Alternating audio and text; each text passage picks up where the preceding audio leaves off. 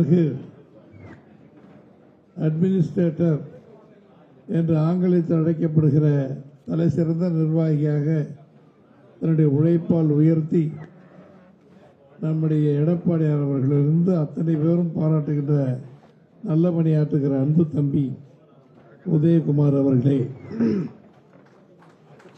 நிகழ்ச்சியிலே கலந்து கொண்டிருக்கிற மாநில மாவட்ட அத்தனை நம்முடைய அம்மா பேருடைய பொறுப்பாளர்களை, பேசி சென்று கொண்டிருக்கிற என் வணக்கத்திற்குரிய அண்ணன், எங்களுக்கெல்லாம் மூத்த முன்னோடி கழகத்தின் அவைத்தலைவர் அண்ணன் தமிழ்மகன் உசேன் அவர்களை, பேசி சென்றிருக்கிற தளபதிகளுக்கும் சகோதரிகளுக்கெல்லாம் என்னுடைய வணக்கம். தம்பி உதயகுமார் அவர்களுக்கு பேசுகின்ற பொழுது மதுரையில் நடந்த உண்ணாவிரதத்தை பற்றி சொன்னார்கள். அதை முதலில் ஆரம்பித்து வைக்க வேண்டும் என்று சொன்னார்கள். ஏதோ பேசிட்டு தப்பிச்சு ஓடி போயிட்டேன். ஆனால் இப்போ பார்த்தா இடுக்கி பிடி போட்டு நம்ம அண்ணன் தமிழ்மகன் உசேன் அனுப்பிட்டு இப்போ உங்கள்கிட்ட பேச வச்சிருக்கிறார். மற்ற கூட்டம்னாக்கா இந்நேரம் மேடையில் இருக்கிறவங்க தான் இருப்பாங்க, மற்றவங்களாம் போயிடுவாங்க. ஆனால் உதயகுமார் தலைமையில் நீங்களாம் நிச்சயமாக இருப்பீங்க நம்பிக்கையில் அன்பின் காரணமாக நம் நிகழ்ச்சி நன்றாக இருக்க வேண்டும் என்கிற காரணத்திற்காக ஒத்துழைப்போடு கட்டுப்பாடோடு இருப்பீர்கள் என்பதை அனுபவ ரீதியாக நான் உணர்ந்திருப்போம் பேரவையை பற்றி. எனவே அந்த நம்பிக்கையிலே சில கருத்துக்களை உங்களுக்கு சொல்லலாம் என்று இருக்கிறேன். மிக்க மகிழ்ச்சி. தோழர்களே, ஒரு அருமையான நிகழ்ச்சி. இன்னைக்கு 19 சார்பு நிர்வாகிகளுக்கு நிகழ்ச்சி இருக்கு. நம்ம அதிமுகவில் 53 வருட காலமாக முடித்த 54வது வருடம் கட்சி நடந்து கொண்டிருக்கிறது. இதிலே உங்களை போன்று நான் ஒரு தொண்டனாக இருப்பதை நான் மிக பாக்கியமாக கருதுகிறேன். இந்த நல்ல நிகழ்ச்சியிலே தலைவர் இருக்கின்ற பொழுது அவருக்கு உறுதுணையாக தம்பி காஞ்சி பன்னீர்செல்வம் அவர்களும் அண்ணன் தமிழ்மகன் உசேன் எங்களை போன்றவர்களெல்லாம் மன்றம் என்று ஒன்று வைத்து எம்ஜிஆருக்கு வெறியர்களாக ரசிகர்களாக நாங்கள் இருந்தோம். திமுகவில் இருந்து எம்ஜிஆர் அவர்களை தூக்கி எறிகின்ற சூழ்நிலை வருகின்ற பொழுது அவருக்கு உற்ற துணையாக மன்றத்தின் மறவர்கள், அன்றைக்கு இளைஞர்களாக 23 வயசு 24 வயசு இளைஞர்களாக இருந்த நாங்கள், எங்களை போன்றவர்கள் பெரிய போராட்டம் அறப்போராட்டத்தை நடத்தி மக்களுடைய செல்வாக்கை முன்னிறுத்தி இந்த இயக்கத்தை வளர்த்த சகோதரர்களை நாங்கள் ஒருவர். யாருப்பா ரொம்ப பேசிக்கிட்டே இருக்கீங்க தம்பி? தம்பி யாருப்பா உனக்கு வேலை இல்லை, கொஞ்சம் தள்ளி உட்காருப்பா, எங்களை போட்டு டென்ஷன் ஆக்காதீங்க. சகோதரர்களே, ஒரு கட்சி வளருகிறது சொன்னாலும் தலைவனை நாம் மிகைப்படுத்த வேண்டும். மிகை என்ற இருப்பதை நாம் சொல்ல வேண்டும்.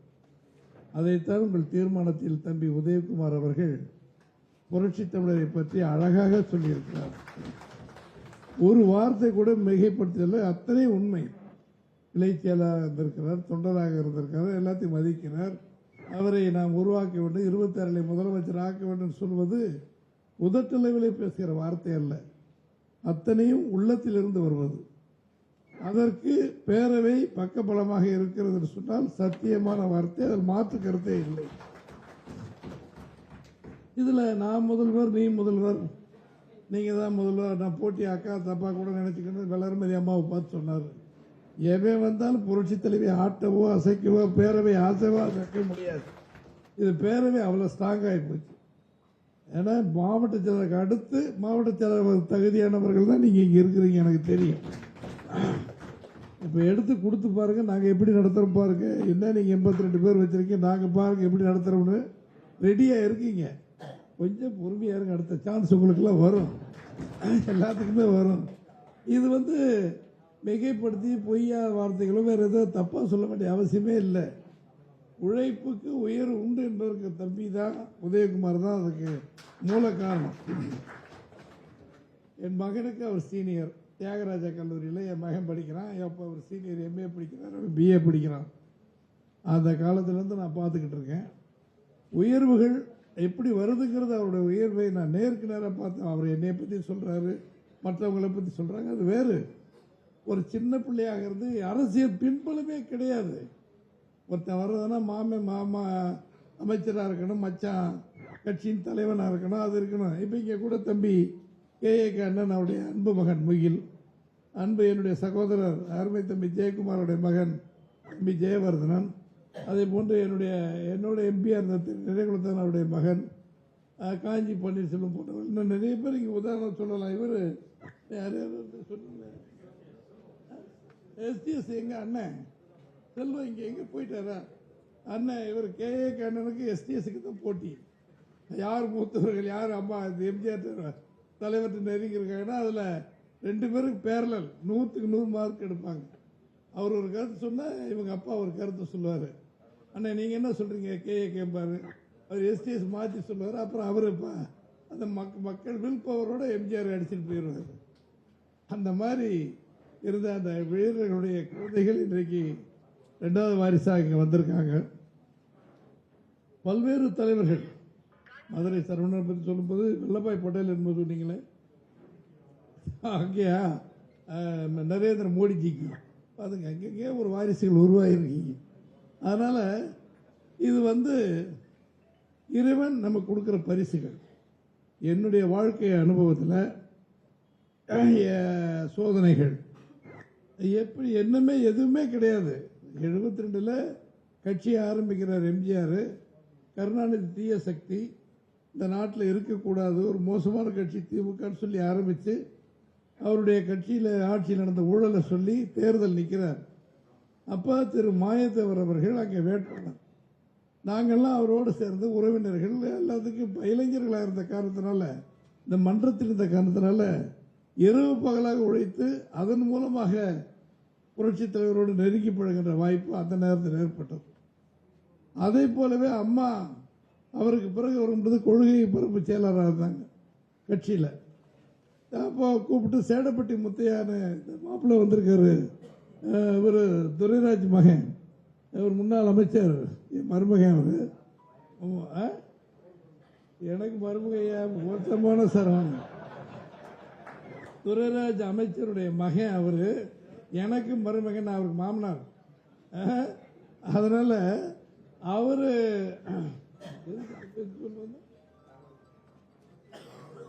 இல்ல என்ன சேடப்பட்டி முத்தையா அவர்கள் அவங்க தொகுதியில் அப்ப MLA அவர் மாவட்ட செயலாளர்.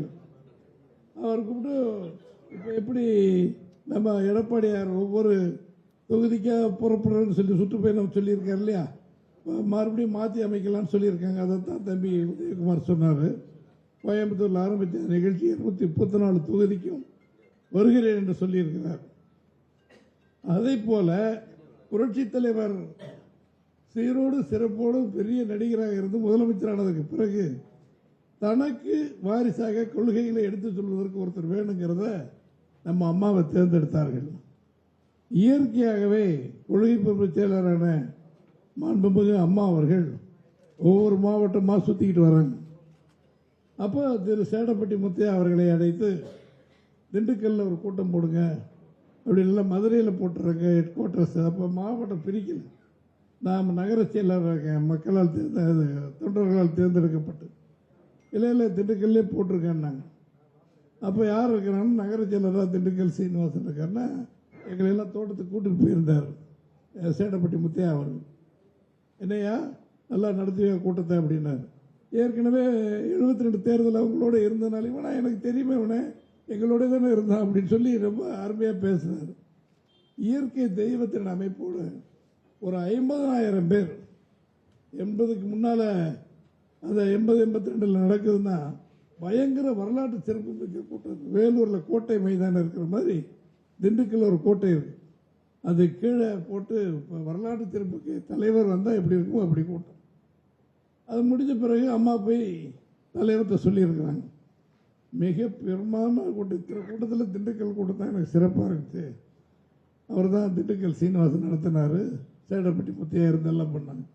அப்புறம் ஒரு நாள் தோட்டத்தை கூப்பிட்டு விட்டு பெரிய பாராட்டி ஒரு பெரிய வாழ்த்தெல்லாம் சொல்லி தலைவர் எங்களை பாராட்டினார். அவ எதுக்கு இதெல்லாம் சொல்றேன்னா, எப்போ எது நடக்குன்னு தெரியாது. உயர்வுக்கு காரணங்கள் எப்படி நமக்கு அவங்களுக்கு எம்ஜிஆர் எங்கள் அப்பாவுக்கு எங்கள் கூட படித்தவர் எங்கள் அப்பா கூட என் மகன் தான் சேர்த்துக்க நான் சொல்கிறேன். எதுவுமே கிடையாது. இருக்கு பிடிச்சி நம்ம ஒரு மன்றத்தில் இருக்கோம். எம்ஜிஆர் வாழ்கன்னு சொல்லிக்கிட்டு இருக்கோம். அந்த மாதிரி போனதில்லை. இப்படி பழக்கம் ஒருத்தருக்கு ஒருத்தர் நெருக்கம் உண்டாக்குறதுக்குள்ள காரணங்கள் அப்படி வந்ததுக்கு பின்னால் எம்ஜிஆர் குரூப்பா ஆரம் வீரப்பன் குரூப்பான்னு நம்ம கட்சியில் அப்போ போராட்டம். இவங்க அப்பா கூட நாங்களாம் இவங்க அப்பா குரூப்பு கேஏகே ஐயாவுக்கு அவங்கெல்லாம் அது ஒரு ஸ்டைல். அவங்க எஸ்டிஎஸ் ஐயா அவர் ஒரு குரூப்பில் இருப்பார்.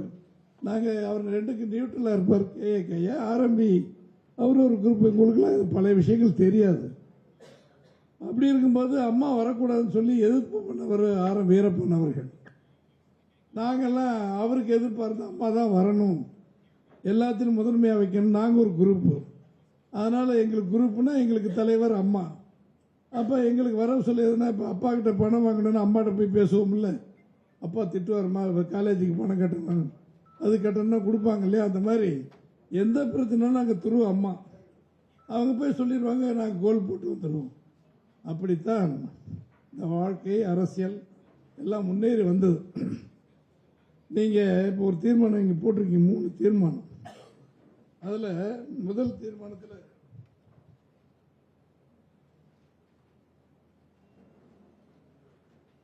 அனைத்து இந்திய அண்ணா திராவிட முன்னேற்ற கழகத்துக்கு எடப்பாடியார் கிடைத்திட்டது இறை அருள்.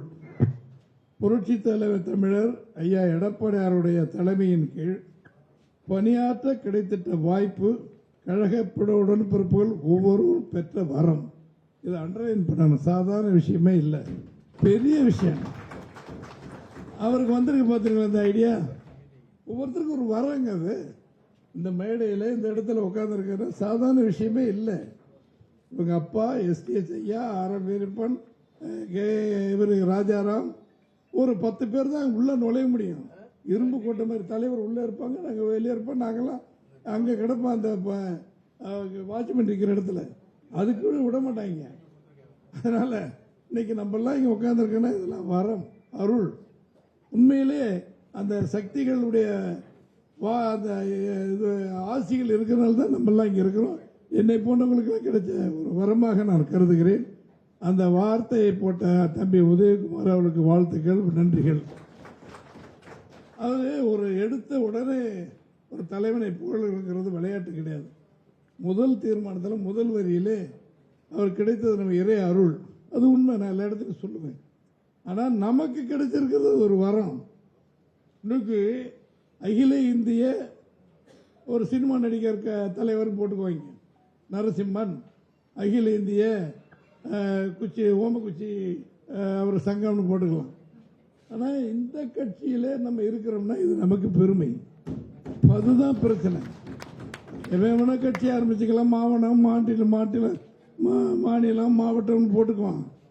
இதில் வர்றதுங்கிறது 53 வருஷமாக நான் பார்க்குறேன், சாதாரண விஷயமே இல்லை. இங்கே பல பேர் மாநில தலைவர்கள் இருக்கீங்க, 61 பேர் 62 பேர். எவ்வளோ பேர் தம்பி?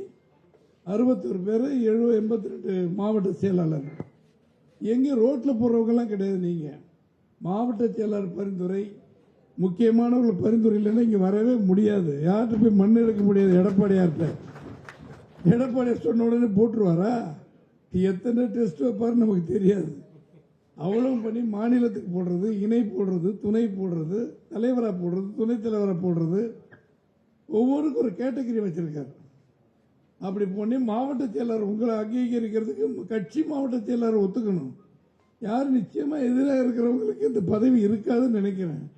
இருக்காங்களா? இப்படி யாரும் இருக்காங்களா? எப்ப எனக்கு தெரிஞ்சு இல்லை. ஏன்னா எனக்கு பிடிச்சவர் தான் எங்கள் ஊரில் போட்டிருக்கேன். அவர் இல்லை உழைப்பாளி, அது அவருக்கே தெரியும். உதயகுமாருக்கு அவர் கூட ஒவ்வொரு அடியில் வந்தவர். அவருக்கு போட்டு கொடுக்கன்னா உடனே போட்டு கொடுத்துட்டாரு. இப்படி மாவட்ட செயலாளருக்கு எதிராக இருக்கிறவர் ஒருத்தர் பேரவை செயலாளர் இருக்காருன்னா அது அதிசயமான விஷயம். இருந்தால் வாழ்த்துக்கள், அவ்வளோதான் நம்ம சொல்ல. எத்தனை பேர் போட்டி இருக்கீங்கன்னு எனக்கு தெரியாது. ஆனால் ஒரு உண்மையை மட்டும் சொல்கிறேன், கேட்டுங்க. நான் மாவட்ட செயலாளராக தலைவர் இறந்ததுக்கு பிறகு 87 2000 வரை 7 சட்டமன்ற தொகுதிக்கு அம்மா என்ன 13 வருஷம் மாவட்ட செயலாளர் இருந்தேன். 2007 வரைக்கும் பொருளாதார போட்டிருந்தாங்க. அதனால மாவட்ட செயலாளரை பகைச்சு பெரிய விஷயங்களை செஞ்சிடலான்னு நினைக்கிற போது எதிர்ப்புகள் வரத்தான் செய்யும். அதே மீறி நீங்கள் பணியாற்றுங்கள், உயர்வு உங்களை தேடி வரும். அதை எதிர்ப்பா கொண்டு போகாதீங்க. எதுவாக இருந்தாலும் with permission of honourable chief minister, honourable governor போடுவாங்க, கவர்னர் அந்த அறிக்கையில். அது மாதிரி நீங்கள் மாவட்டத்தை ஏதோ ஒன்று நீங்கள் நலத்திட்டம் அவரால் முடியாமல் இருக்கும், நீங்கள் நலத்திட்டங்கள் கொடுப்பீங்க. ஒரு தம்பி பேசினார், நிறைய பேருக்கு 3000 பிரியாணி போட்டேன், 10,000 பிரியாணி போட்டேன். அதை கூட எல்லாமே மாவட்ட செயலர் வழிகாட்டுதல் படி அப்படின்னு போட்டுக்கிட்டீங்கன்னா கூப்பிடுப்பா தம்பி, நம்ம கூட வச்சுக்கலாம் பாரு. அவர் தனியாக நீங்கள் போய் கொடுத்து ஒரு ஃபோட்டோ எடுத்து போட்டுக்கிட்டீங்கன்னா உங்களை எப்போ கட்டம் கட்டுறதுன்னு யோசிப்பாரு. அதனால யோசிக்க, அப்புறம் உங்கள் இஷ்டம். அது உதயகுமார் வழியே சொல்கிறேன், யாரையும் பாதிச்சுக்க மாட்டார். அவர் உண்டு வேலை உண்டு, செயல் தீவிரமாக இருக்கும். மற்றவங்களுக்கு கம்மியாக, மற்றவங்க இவரை விட கம்மியாக தான் செஞ்சுருப்பாங்க. உயர்வு போய்கிட்டு இருக்கான். மற்றவங்க பார்த்து பயப்படுற மாதிரி கொண்டு போயிடுவார். அன்னைக்கு உண்ணாவிரதம் மதுரையில் நடந்துச்ச, புரட்சி தலைவர் அந்த இடத்துல பேசிய இடம் அது. அப்படியே லட்சக்கணக்கான கூட்டம், அந்த கூட்டம் பூரா நீங்க பேரவைக்கு வந்துருக்கு. கண்ணால பார்த்து மகிழ்ச்சி அடைஞ்ச. அதெல்லாம் அனுபவ ரீதியாக எங்களுக்கு கிடைக்கிற வெற்றிகள். அதை செய்யறதுக்கு ஒரு தில்லு வேணும்னா இறைவன் அருள் உதயகுமார் கிடைச்சிருக்கு. அதான் அது பாராட்டுக்குரியது. இல்லை நீங்க உடனே மந்திரி என்னென்ன மந்திரியா இருந்தீங்க? எது வருவாய்த்துறை, தகவல் தொழில்நுட்பத்துறை, இளைஞர் நலத்துறை, 3 துறையில் அமைச்சர். அம்மா காலத்தில் மந்திரியா இருக்கிறது கடவுளுடைய வர உண்மையிலே வேணும். எப்போ தூக்குவாங்க எப்போ எடுப்பாங்கன்னு தெரியாது. அதே மாதிரி தான் எங்களுக்கு கட்சி பதவிகள்லாம். அங்கே பார்த்து சிரிச்சாம்மா, திமுக காரனோட பார்த்தாமான்னா போதும், ஒரு போட்டோ மட்டும் காமிச்சிங்கன்னா போதும், தூக்கி விட்டுருவாங்க. கல்யாண வீட்டுக்கு போயிருப்பீங்க, திமுக காரன் வந்திருப்பானே வாங்கினேன்னு கை கொடுத்துருப்பான், அதை எடுத்துருப்பான். அம்மா பாருமா, அம்மாவுக்கு துரோகம் பண்றாரு இருந்தாலும் கேட்க மாட்டாங்க, எடுத்துருவாங்க. அப்புறம் அவங்கள பார்க்கறதுக்கு 1 வருஷம் என்னைக்காவது எங்கேயாவது இலவச தரிசனம் கிடைக்கும். அப்போ பார்த்தீங்கன்னா என்ன இங்கே நிற்கிறீங்கம்பாங்க, கட்சி விட்டு நீக்கிட்டீங்கம்மா. எதுக்கு நீக்கினேன்? பெல் அடிப்பாங்க, உதவியாளர் வருவாங்க, இந்த பையன் ஃபைல் எடுத்துருவாங்க. அம்மா நீக்கிட்டீங்கன்னு தான் சொல்லிருக்கீங்க, காரணம் சொல்லலை. அப்புறம் அவனா சொல்லுவான், இல்லைம்மா ஒருத்தன் ஃபோட்டோ காமிச்சிருக்கான், நான் திமுக கூட கல்யாண வீட்டில் இருந்தேன்னு சொல்லி. அது தப்பு தானே, நீ ஏன் போனேங்க அப்படின்னு. தெரியாமல் போயிட்டோம், இனிமேல் திமுக பக்கமே திரும்பல. அப்புறம் தொலைஞ்சு போவனை சேர்த்துக்க அப்படின்பா. கட்சியில் மறுபடியும் சேர்க்கறதுக்கு அங்கே அப்படி இருக்கணும். சும்மா விளையாட்டு கிடையாது. அம்மா கிட்ட அம்மா பார்க்கத்தான் போதுன்னு சொல்லிட்டு போயஸ் கார்டு வந்து வெளியே வருவாங்க. இந்த அம்மாவுடைய முகத்தை பார்த்துட்டா ஏதாவது பதவி கிடைக்கணும், ஒரு 10-20 பேர் நிற்பாங்க.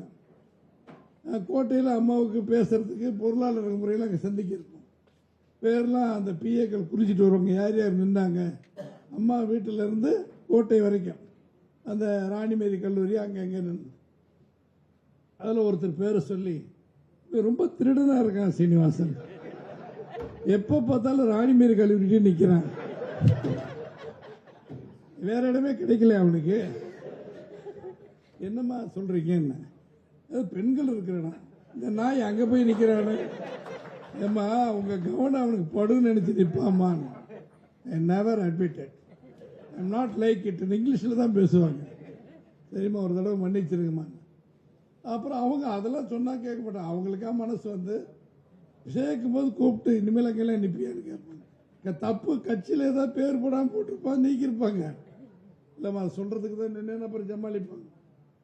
அவங்க என்ன குணம் என்னன்னு தெரியாது. எடப்பாடியார்னா நேரில் போய் சொல்லிடலாம், என்னங்க நீக்கிறீங்க, ஏன் நீக்கினீங்கன்னா உங்கள் மாவட்ட செயலாளர் சொன்னார், பண்ணி தப்பாக நடத்துக்கிட்டே நீக்கிட்டேன்னு சொல்லிடுவார். அவர் நேருக்கு நேரம் வெட்டு ஒன்று துண்டு முடியும் முடியாது. இந்த பழக்கம் அம்மாவை பார்க்கவே முடியாது, பார்த்தா தான் பேச முடியாது. எத்தனை வருஷம் ஆகும்போது தெரியாது. இப்படி தான் 11 வருஷம் நான் பொருளாளராக இருந்தேன். என்ன எவன் பிட்ட போட்டான்னு தெரியல, என்னை எடுத்துட்டாங்க. வேற யாருமே இல்லை, தினகரன், டிடிவி தினகரன் தான். அவர் அவர் பொருளாதார போட்டாங்க. என்ன பேசுனாங்கன்னு தெரியாது, நான் எடுத்துட்டேன். எனக்கு மாவட்ட அவைத்தலைவர் ஒரு டிஜிபி மாதிரி இருந்த என்னை கூட்டு போய் மறுபடியும் ஏடே ஆகிட்டாங்க. நான் நத்தம் விஸ்வநாத ஐயா, அப்போ எனக்கு மாவட்ட செயலாளர், முப்பெருந்துறை அமைச்சர், எல்லாரும் இருப்பாங்க. எவ்வளவு அசிங்கப்படுத்தணுமோ அவரெல்லாம் மரியாதை கொடுப்பாரு. அவர் கீழே இருக்கிற தலைவர்கள் இருப்பாங்கல்ல, அவருக்கு சேர் கொடுக்காத, அண்ணன் வருத்தப்படுவார், நத்தம் விஸ்வநாதன் வருத்தப்படுவார்னு அப்போ சொல்லுவாங்க. அது மாதிரிலாம் பண்ணி அதெல்லாம் பார்த்துட்டு வந்துட்ட பிறகு 16வது வருஷம் எல்லாரும் எம்எல்ஏ சீட்டு கேட்டவங்களுக்கெல்லாம் நேர்காணல் அழைப்பு வருது. 3 நாள் 4 நாள் அம்மாவுக்கு உடம்பு சரியில்லை. இந்த தம்பியில் நீங்களாம் வந்துருக்கீங்கள, எங்கள் மாவட்டம் எல்லாருமே வந்திருந்தாங்க. எத்தனை மாவட்டம்லாம் வந்துச்சுன்னு தெரியல. 4வது நாள் நம்ம மகாலிங்க கீழே இருக்கார்ல, இந்த நம்ம ஆஃபீஸ் மேலாளர், அவர் பூங்குன்றம், 2 பேரும் கீழே வந்தாங்க. அம்மா அவங்கள கூப்பிட்றாங்க. சரி, இன்னைக்கு அம்மா பார்க்கல போல இருக்குன்னு பார்த்தா போனோம். 4 நாளாக வந்துக்கிட்டு இருக்கலாமா சீனிவாசன்? ஆமாங்கம்மா. என்ன நீ ரொம்ப நாளாக பார்க்க முடியலன்னு? ஏம்மா நீங்கள் தான் அடித்து துரத்திட்டீங்க, நான் எங்கே போய் பார்க்கறதுமா? என்ன அடித்து துரத்துனேன்னு? ஏம்மா எடுத்துட்டீங்கம்மா என்ன பதவியில்? ஆமாம், உங்களை எடுத்துட்டேன். பொருளாளரா? ஆமாம், அதுலேருந்து எடுத்துட்டேன். எத்தனை நாள் ஆச்சுண்ணா? 11 வருஷம் ஆச்சுமா. ஏப்பா, எத்தனை எம்பி தேர்தல், எத்தனை எம்எல்ஏ தேர்தல், ஒன்று கூட வந்து என்னை பார்க்கலன்னு. இவ்வளோதாம எனக்கு கெட்ட நேரம், இன்னைக்கு கூப்பிட்ருக்கீங்க அப்படின்னு சொன்ன. அன்றைக்கி ஏதாவது சொல்லியிருந்திருப்பாங்க, கோபத்தில் எடுத்திருப்பேன். எங்கேயாவது பார்க்க வேணாமா, என்னை பார்த்து பேச வேணாமான்னு. பார்க்குறவனையும் திட்டுறீங்க, பார்க்காதவனையும் திட்டுறீங்க, இதில் உங்களை பார்க்குறீங்க, எனக்கு நேரங்காலம் எப்போ வரும்னு தெரியலம்மான்னு. இல்லை அப்போ எடுத்திருப்பேன், இப்போ உங்களுக்கு சீட்டு தர்றேன், நான் அம்மா தான் முதலமைச்சராக போகிறேன், என்னுடைய கேபினெட்டில் நீங்கள் அடுத்த மந்திரி. சத்தியமான வார்த்தை இதெல்லாம். அம்மாவுக்கு எனக்கு நடந்தது. இல்லை எதுக்கு சொல்கிறேன்னா, தம்பி சொன்னார், central minister of surface transport, தரைவழி போக்குவரத்து கேபினெட் அமைச்சராக என்னை அறிவித்தாங்க. அப்போ இப்போ கட்காரி, நிதின் கட்காரி இருக்கார் இல்லைங்களா, அந்த பதவி திடீர்னு ஒரு வாரத்தில் வாஜ்பாய் பதவியை எடுத்து விட்டாங்க. நம்பிக்கையில் தீர்மானம் போச்சு. எனக்கு மந்திரி பதவி அறிவிச்சிட்டாங்க. எனக்கு தபால்லாம் கொடுத்து போய் பதவி ஏற்றுங்க சீனிவாசன்னாங்க. அங்கே போகிறதுக்குள்ளே சோனியா காந்தி அம்மா, அவன் யார், சுப்பிரமணிய சாமி எல்லாம் டீ பார்ட்டி கொடுத்து வீட்டுக்கு அனுப்பிட்டாங்க. வாஜ்பாய் தபாலை கொண்டு போய் கொடுக்குறேன். அன்னைக்கு சாயங்காலம் அவர் காலி. அப்புறம் அதான் அம்மா சொன்னாங்க, ஒரு அன்லக்கி மேன் சீனிவாசன், இந்த தடவை உறுதியாக நீங்கள் மந்திரி ஆகிறீங்க, நான் முதலமைச்சர் ஆகிறேன்னு அம்மா சொல்கிறாங்க. இப்போ தேர்தல் வரல, வேட்பாளர் தேர்ந்தெடுக்கிறாங்க. அந்த வில் பவர், அந்த எண்ணம் யாருக்காவது எந்த தலைவனுக்காவது வருமா? இப்போ எடப்பாடியாருக்கு வந்திருக்காது. நாம தான் அடுத்த முதலமைச்சர், அடுத்த ஆட்சி நம்ம தான் அப்படின்னு சொல்லி பிரமாதமாக அந்த நம்பிக்கையோடு நம்மளாம் இருக்கோம். அதான் உண்மை. சூழ்நிலை எப்படி உருவாயிருக்கு. ஆக இறைவன் நினைக்கும் போது, இறைவன் ஒரு நல்லதை கொடுக்கும்போது எவனாலும் தடுக்க முடியாது. இறைவனால் கொடுக்க முடியாதது எவனாலும் கொடுக்க முடியாது. அதனால ஒவ்வொரு ஸ்டெப்பாக அளந்து வைங்க. நமக்கு என்ன இருக்கோ தெய்வம் கொடுக்கும். அதனால டென்ஷன் ஆகாதீங்க. இருக்கிற தோட்டம் துறவெல்லாம் விற்று விட்டு ரோட்டில் பிச்சை எடுக்காதீங்க. என்ன முடியுமோ அதை மட்டும் பாருங்க. உண்மையை சொல்லி போடுங்க. யார்கிட்ட இப்போ உதயகுமார் சொல்றாரு, 1 லட்சம் நோட்டீஸ் அடின்றார். ஐயா, 1000 நோட்டீஸ் அடிக்க முடியும். நீங்கள் நினைக்கிற அளவுக்கு நான் கோமான் இல்லை, சீமான் இல்லை அப்படின்னு உண்மையை சொல்லுங்க. ஒரு ஒத்துக்குவார். நீ அவர்கிட்ட வந்து எங்கேயாவது ஓசியில் ஜவுளி கடையில் துணி எடுத்துகிட்டு வந்து போட்டுட்டு பட்டு மேலே படாபடமா நின்று காமிச்சிங்கன்னா அடிபட்டு போயிடும். நடிப்பே வேண்டியதில்லை அரசியலில். நம்ம உழைங்க. நீங்கள் என்னுடைய அனுபவம், நான் விவசாய பிரிவு செயலாளர், மாவட்ட செயலாளர் 74ல் 71 தலைவர் ஜெயிக்கிறாரு. அவங்க பழக்க வழக்கத்தினால 74 பிரிக்கப்படாத மதுரை மாவட்டத்துக்கு என்ன விவசாய பிரிவு செயலாளர். அப்போ அவர் நன்றி சொல்கிறதுக்கு வர்றாரு. திண்டுக்கல் ஜெயிச்ச உடனே ஒவ்வொரு ஊருக்கும், ஒவ்வொரு தொகுதியிலையும் விவசாய பிரிவு கொடி விட்டா அந்த அதிமுக தொழிற்சங்க கொடி இருக்குல்ல, நம்முடைய சுத்தியல், அருவாள் சுத்தியல், அந்த கொடி பக்கத்தில் ஏற்றும். என்ன கட்சி கொடி ஏற்றுற இன்னொன்று ஏற்றுறீங்களே பாரு. ஐயா, நீங்கள் விவசாய பிரிவு போட்டிருக்கீங்க, இந்த ஊரில் வச்சுருக்கோம். ஓ, நீ ஆரம்பிச்சிட்டியா தொழில, சரின்னு ஏற்றுவார். என்ன சொல்கிறேன்னா, யாரும் தடுக்க மாட்டாங்க தலைவர்கள். ஒரு உற்சாகம், நம்ம போட்ட பையன் வேலை செய்கிறான், நல்லா பண்ணுறான் அப்படின்னு. அந்த மாதிரி நீங்கள் உழைச்சிக்கிட்டு மட்டும் இருங்க. பொறாமே போடாதீங்க. எவனை பார்த்தாலும் இவன் மதிக்கிறது இல்லை, இவன் பேர் போடுறதில்லை, எதுவுமே போட்டு என்னத்துக்காக போகுது? தலைவர் காலத்தில் அம்மா காலத்தில் நீக்கிட்டான், அதோட பணம் தான் பெருசாக திரிவான். அவன் நீத்தில் பேசக்கூட மாட்டான் கட்சிக்காரன், அவ்வளோ பெரிய பதவியில் இருப்பான். அப்படியெல்லாம் இருக்கும். அதனால் இந்த சூழ்நிலையில் அமைதியாக போங்க.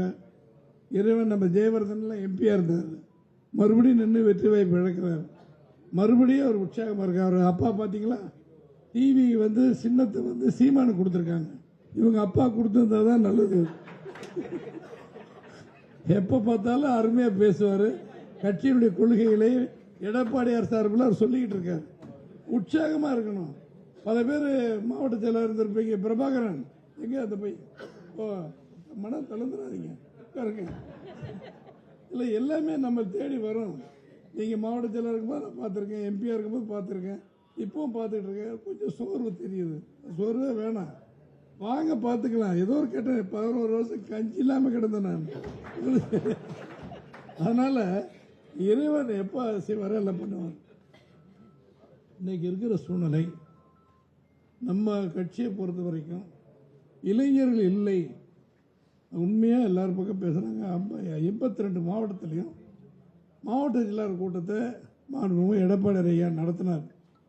82 கூட்டத்திலே கலந்துக்கிற வாய்ப்பு எங்களுக்கு கொடுத்தார். எல்லாத்திலையும் பேசும்போது எல்லா மாவட்ட செயலாளர் சொன்னது, ஐடி விங் சரியில்லை,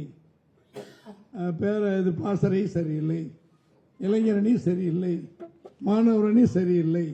உங்களை விட்டுட்டாங்க, பேரவையெல்லாம் சொல்றதில்லை. ஏன்னா நீங்கள் ஏதோ உழைச்சிருக்கீங்க போல இருக்கு. மனசாட்சிப்படி பேசணுமில்ல. அங்கே விட்டுதான் அப்போ பண்ணிட்டாங்க. என்னங்க பேரவை யாரும் குறை சொல்லிங்களே அப்படின்னு நான் பக்கத்தில் இருந்து சொன்னேன். அவங்களாம் நல்லா உழைக்கிறாங்க போல இருக்கு, இவங்களெல்லாம் விட்டுட்டாங்க. எதுக்கு நான் சொல்கிறேன்னா, உண்மையிலேயே நான் மாவட்ட செயலாளர், எனக்கு உள்ள நிலைகள் தெரியுது. வாங்கி ஒரு மாவட்ட செயலாளர் பாசறை, மாவட்ட செயலாளர் இளைஞரணி, மாவட்ட செயலாளர் மாணவரணி, மாவட்ட செயலாளர் பெருசாக போட்டுக்குவாங்க, மாணவரணி கீழே வரணும். எது கட்சிக்கு மாவட்ட செயலாளரா எதுக்குன்னு தெரியாது. அந்த மாதிரி ஒரு சிலருக்கு அந்த ஆசைகள் இருக்கு, அதெல்லாம் விட்டுருங்க. மாணவர் அணி மாவட்ட செயலாளர், பேரவை மாவட்ட செயலாளர் போட்டு செயல்படுங்க. அதில் இப்போ நம்ம தொய்வாக இருக்கிறோம். இளைஞர்கள் இல்லை, அண்டர்லைன் பண்ணிக்கங்க. இப்போ புதியதாக நடிகர்கள் இவங்க ஆரம்பிச்சுட்டு அவங்கெல்லாம் பூரா இளைஞர்கள் பூரா ஒன்று இருக்கிற மாதிரி காட்டுறாங்க. நிச்சயமாக கிடையாது. தலைவர் காலத்தில் மன்றம் இருந்தது, இளைஞர் அணி வந்தது, அப்புறம் அம்மா காலத்தில் வந்துச்சு. இப்போ அம்மா காலத்தில் பாசறை ஆரம்பித்தாங்க. இப்போ உங்கள் காலத்தில் பேரவையை ஆரம்பித்து இவருடைய சிறப்பான செயல்பாட்டினால ரொம்ப லைமில் இருக்கீங்க. லைம் மீன்ஸ் உயிரோட்டமாக இருக்கீங்க. எல்லா இடத்துலையும் நல்லா பண்ணுறீங்க. எல்லா இடத்துலையும் சிறப்பாக இருக்கு நம்ம பேரவை. இது இன்னும் நம்ம அதிகமாக்கணும். நம்ம பிள்ளைகளை கொண்டு போய் பாசறையில் சேருங்க, அண்ணன் பிள்ளைகளை கொண்டு போய் இளைஞர்களில் சேருங்க. இதுக்கு மரியாதை கூட, இதுக்கு மரியாதை கம்மி, அதெல்லாம் கிடையாது. என்ன வெற்றி நீ தனியாக பேசிக்கிட்டு இருக்க? அவர்கிட்டயா தம்பிக்கிட்டயா? ரெண்டு பேரும் ஒரே ஊருக்காரங்க பேசுங்கப்பா. வெற்றி தருமபுரி மாவட்டத்தில் சேர்மன் எந்த காலத்தில் இருந்தீங்க தம்பி? 2016. பல பேருக்கு சிம்ம சொப்பு அவருக்கு. அவரு பேர் என்ன தம்பி? தங்கமுத்து. அவர் என்ன பொறுப்பில் இருக்காரு? அவரு 2 பேர் மாவட்டத்தில் தான் இருந்தீங்க. கிருஷ்ணகிரி மாவட்டம் கரெக்ட். எல்லாம் நூலா போனவங்க நிறைய பேர் இருக்கீங்க. அதனால கொஞ்சம் மனசு தோந்துடாதீங்க. எப்போ என்ன நடக்குன்னு தெரியாது. குறுக்கு வழியில் போய் பதவி பெற்று நிரந்தரமாக இருக்கவே முடியாது. அதில் சிறப்பாக இதில் வாங்க சாமி வரலா, அந்த குறுக்கு வழியில் போய் யாரும் பெருசாக வந்துட முடியாது. உழைப்பு மூலமாக சரியான ஒரு பரிந்துரையோடு போனீங்கன்னா வாழ்க்கையில் நிச்சயமாக ஒன்று. நம்முடைய ஆட்சியினுடைய தலைவருடைய சாதனைகள், 520 வாக்குறுதி சொல்லி ஏமாற்றி இருக்கிற ஸ்டாலினுடைய அரசியல் வாழ்க்கை, நீட் தேர்வை ரத்து செய்வேன்னு ஏமாற்றிட்டான், மாணாக்கர்களுடைய கல்வி கடனை ரத்து செய்வேன்னு அதை ஏமாற்றிட்டாங்க. எல்லாமே பொய்யா சொல்லி 1000 ரூபாய் அரிசி போடுறது இப்போ பெருசாக பேசுகிறாங்க. 50 லட்சம் ரூபாய்க்கு 50 லட்சம் கோடி டாஸ்மாகில் சம்பாதிக்கிறாங்க. மின்சாரத்தில் 3 முறை உயர்த்திட்டாங்க, பால் விலையை உயர்த்திட்டாங்க, பஸ் கட்டணத்தை உயர்த்திட்டாங்க, அரிசி விலை தாறுமாறா ஏறி போச்சு. எங்கள் இதில் பக்காப்படி நாங்கள்லாம் சின்ன பிள்ளையா இருக்கும்போது இப்போ 1 கிலோ அரிசி 80 ரூபா 85 ரூபாங்கிற அரை அரைக்கப்படி அரிசி எல்லா விலையும் ஏறி போய் மக்கள் தயாராக இருக்காங்க. ஆனால் ஒன்று மட்டும் நிச்சயம் தோழர்களே, தம்பி வேலுமணி அவர் சொன்னது போல மாண்புமிகு எடப்பாடி அவர்களோடு ஒரு 3 தினம் 4 தினத்துக்கு முன்னால் நாங்கள்லாம் எல்லாரும் உட்காந்து பேசணும். உதயகுமார் தம்பி எல்லாருமே சொன்னால் மிக பிரகாசமான எதிர்காலம் கூட்டணி நமக்கு அமைகிறது. என்னென்ன கூட்டணி என்பது பேப்பரில் வருகின்ற பொழுது தமிழ்நாட்டு மக்களே இந்த தீபாவளி பொங்கல் மாதிரி கொண்டாடுவாங்க, நம்ம கூட்டணியை வரவேற்பாங்க. என்ன கூட்டணி எதெல்லாம் இப்போ கேட்காதீங்க, எல்லாம் ரகசிய பேச்சு நடந்துகிட்டு இருக்கு. நாம் தான் அடுத்த ஆட்சி, நாம தான் ஆட்சி அமைக்கிறோங்கிறது தெளிவாக சொல்லியிருக்காரு. இது மாய மந்திரம் கிடையாது. யானை தன்னுடைய தலையில மண்ணவாரி போட்டுக்கிட்ட மாதிரி ஸ்டாலினை மண்ணவாரி போட்டு வாரிசு அரசியலை நடத்தி கேவலமான ஒரு ஆட்சி நடத்துறதுனால, விலைவாசி உயர்ந்ததுனால, சட்ட ஒழுங்கு கெட்டதுனால, கற்பழிப்பு எல்லாமே மோசமான ஒரு சூழ்நிலை இருப்பதனால இன்னைக்கு மக்கள் மாற்றத்தை விரும்புகிறார்கள். அவங்க எல்லாருமே சொல்றது கூட்டணி பலமா அமைங்க பலமா அமைங்கன்னு. மிக மிக மிக பலமாக கூட்டணி அமைய இருக்கிறது. நாம் ஆட்சியை பிடித்தே தீர வேண்டும். அது நிச்சயமா மக்களுடைய அன்போடு நடக்கும்.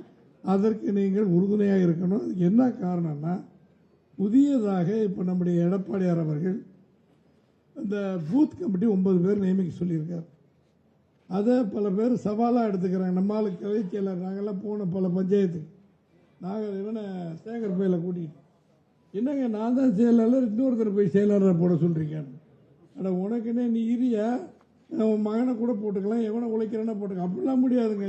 இந்த பூத்தில் வந்து ஓட்டு கேட்டுற முடியுமா? சண்டைக்கு வரானுங்க. சமாதானப்படுத்தி 9 பேர் மட்டும் கரெக்டாக போடுங்க. நம்ம கொடுக்குற நோட்டீஸை கொண்டு போய் கரெக்டாக சேர்க்குறேன்னா பாருங்கள். நோட்டீஸை கொண்டு போய் வீட்டில் வச்சுக்கிறேன்னா பார்த்து போட்டுறாதீங்க. நோட்டீஸ்னால் என்னன்னு உங்களுக்கு புரியும். அதை கொஞ்சம் பார்த்துக்குங்க. நோட்டீஸ் கடை நாங்கள் உட்காந்துருக்கோம் பாய்ங்க அங்கே கேட்டிங்கன்னா. அதனால் என்னன்னு பார்த்துக்குங்க. அதெல்லாம் கூட்டி கரெக்டாக சேர்க்குற மாதிரி பண்ணுற ஆள் மட்டும் பாருங்க. நம்மளை ஆட்டவோ அசைக்க எந்த கொம்பனாலும் முடியாது. எடப்பாடியார் நிச்சயமாக ஆட்சிக்கு வருகிறார், முதலமைச்சர் பொறுப்பு ஏற்கிறார். நாமெல்லாம் ஆளுகின்ற கட்சியிலே அங்கத்தினர்களாக உறுப்பினர்களாக நம்ம அத்தனை பேரும் அதில் செயல்படுவோம். அதில் மாற்று கருத்தே இல்லை. மூவேந்தன் பேசும்போது சொன்னார், நம்ம வளர்மதி ஒன்றும் இல்லைப்பா உட்காரு, எங்களுக்கு எந்தவித ஆசாபாசம் இல்லை, எந்த எதிர்பார்ப்பும் இல்லை அப்படின்னு பேசுறாரு. அடுத்த நிமிஷம் சொன்னார், அடுத்த எம்எல்ஏக்கள் எத்தனை பேர் வரப்போறீங்களோ என்ன, அதான் ஆசாபாசம். அது எல்லாத்தையும் தான் சொன்னப்பா. முதல்ல அந்த வார்த்தை ஏன் சொன்னேன்? பூரா நாடகம் தானே. நான் தப்பா சொல்லல. ஏப்பா நாங்க எதையும் எதிர்பார்க்காம இருக்கிறோன்னு சொன்னீங்கல்ல, சரி நீ வேணா மற்றவங்கள எம்எல்ஏக்கள் வரணும் போடுகிறீல்ல, உங்களுக்கு உண்டுப்பா உண்டு உட்காரு. நான் ஒன்றும் தப்பா சொல்லல. ஒருத்தர் மனசுல இருக்கிறது மகாத்மா காந்தி பேரேம்பாங்க. அப்புறம் போய் பார்த்தீங்கன்னா பல தப்புகள் பண்ணியிருப்போம். இதெல்லாம் சகஜம்தான். அதனால எது எதிர்பார்க்கலன்னு என்ன தெரியுது, சன்மார்க்க சங்கமா நடத்துறோம், ஒண்ணுமே இல்லை. அதாவது ஆளுங்கட்சி ஆனால் என்ன நடக்குங்கிறது பல பேருக்கு தெரியாது. இனிமேல் தெரிஞ்சுக்கங்க. நம்ம தான் தமிழ்நாடு தான் நம்ம அத்தனை மக்களுக்கு நன்மை செய்யலாம். எனவே நம்பினார் கெடுவதில்லை, 4 முறை தீர்ப்பு. நம்முடைய புரட்சி தமிழர் எடப்பாடியார் நம்பியார் கெட்டதில்லை. இதில் ஒரு வாசகம் போட்டிருக்கீங்கள, உங்களை பொறுத்த வரைக்கும் உதயகுமாரை நம்பியோர் கெட்டதில்லைன்னு நான் சொல்றேன். மிகைப்படுத்திலாம் சொல்லலை. அவருடைய உழைப்பு அந்த தொகுதியிலிருந்து வந்திருக்காரு. உட்காருங்க தம்பி, ஒரு பேர் தமிழர் உட்காருங்க. அதனால எல்லா பக்கம் இரவு பகலாக தூங்கும்போது கூட கனவுல கூட ஓட்டு போடுற மாதிரி, மக்களுக்கு ஓட்டு கேட்குற மாதிரி ஏதாவது வந்துகிட்டு இருக்கும். அரசியல்வாதிகளுக்கு புத்தி அதான். அதனால நிச்சயமாக இறைவன் அருள் பெற்றதுனால தான் நம்ம எல்லாருமே இங்கே கூடியிருக்கோம்.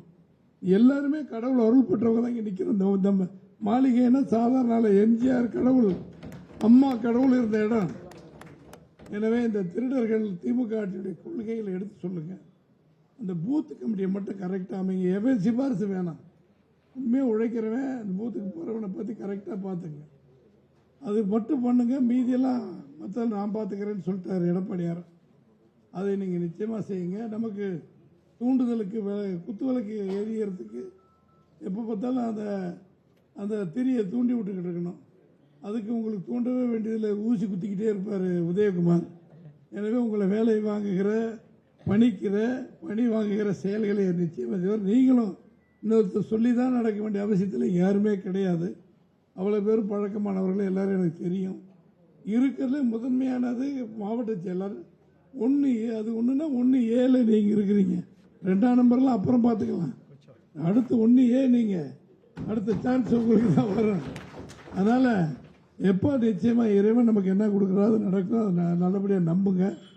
புரட்சித் தலைவருடைய உழைப்பு அவருடைய செயல்களை எப்படி தீர்மானத்தில் தம்பி உதயகுமார் நிறைவேற்றிருக்கிறோ அதை எல்லா இடத்துலையும் பேசுங்க. டீ கடையாக இருந்தாலும் சரி, காப்பி கடையாக இருந்தாலும் சரி, ஹோட்டலாக இருந்தாலும் எல்லாத்திலும் சிறப்பாக பேசி நம்முடைய உயர்வுக்கு வழிகாட்டுங்கள். மற்ற அணிகளையும் எடுத்துகிட்டு போங்க. இளைஞர்களை ஒன்று சேருங்கன்னு சொல்லி இந்த நல்ல வாய்ப்பினை சிறப்பாக சாப்பாட்டு நேரத்தில் எங்களுக்கு கொடுத்து உங்களெல்லாம் பேச வைத்திருக்கிற தம்பி உதயகுமார் அவர்களுக்கு என்னுடைய நன்றி, வாழ்த்துக்கள், பாராட்டுகள்.